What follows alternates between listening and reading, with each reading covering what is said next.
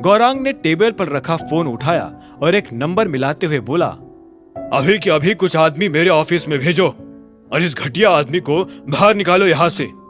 इसके बाद उसने अभिनव को देखा और बोला, अगर तुम अपने पैरों पर यहाँ से जाना चाहते हो तो अभी के अभी निकल जाओ, वरना मेरे आदमी तुम्हारी टांगे तोड़कर तुम्हारे हाथ में थमा देंगे।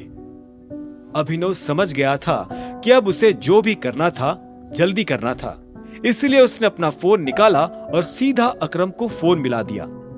अकरम ने खुद अभिनव से कह रखा था कि वो जब भी किसी मुसीबत में फंसे तो वो उसे फोन कर सकता था।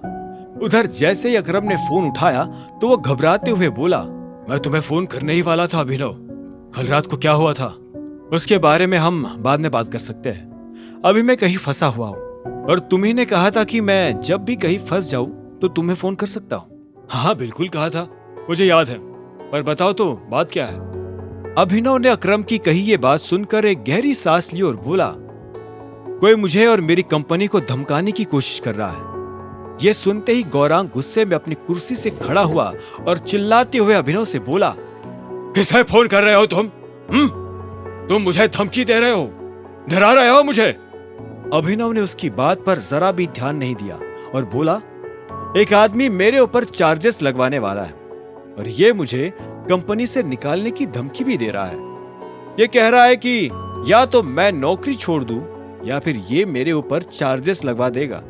इसका नाम गौरांग है और ये निखिल वेंचर्स का सीईओ है। और ये इससे पहले कि अभिनव आगे कुछ और कह पाता, पीछे से दरवाजे की जोर से खुलने की आवाज आई और एक आदमी अभिनव की तरफ बढ़ने लगा।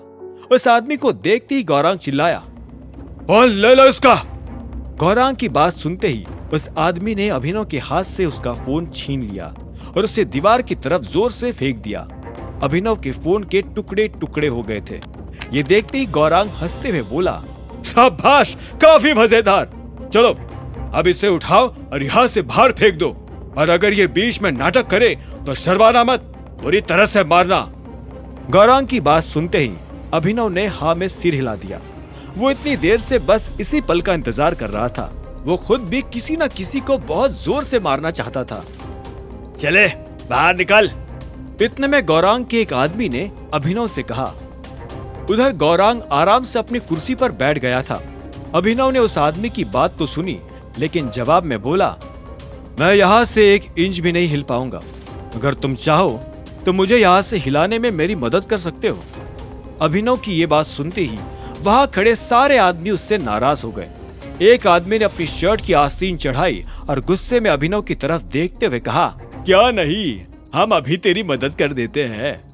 इतना कहते ही उस आदमी ने अभिनव पर एक मुक्का जड़ने के लिए अपना हाथ उठाया, लेकिन इससे पहले कि उसका हाथ अभिनव के चेहरे को छू पाता, अभिनव ने उसका हाथ पकड़ा और उसे जोर से मसल दिया। वो आदमी दर्द के मारे बुरी तरह से करहा रहा था। जब वो अभिनव को पहले हाथ से मुक्का नहीं मार पाया तो उसने दूसरा हाथ आगे लाने की कोशिश की, लेकिन वो नाकाम रहा।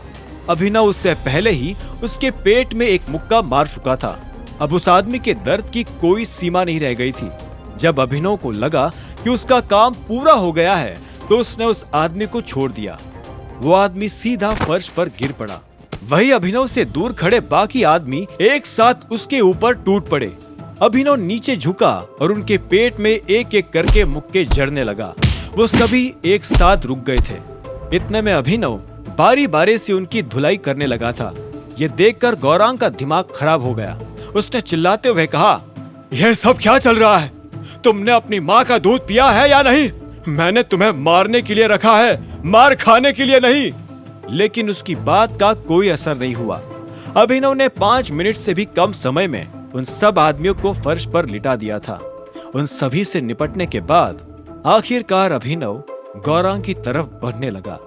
उसने अपना पसीना साफ किया और गौरांग की आंखों में देखते हुए बोला, अब तेरी बारी है। अगर तूने नाम नहीं बताया तो तेरा वही हाल करूंगा जो इनका किया है। अभिनव के मुंह से ये बात सुनते ही गौरांग का दिमाग खराब हो गया। उसकी धड़कनें तेज हो गई थी और बिना कुछ किए ही उसके माथे से पसीना आने लगा था। अभिनव धीरे धीरे गौरांग की तरफ बढ़ता जा रहा था।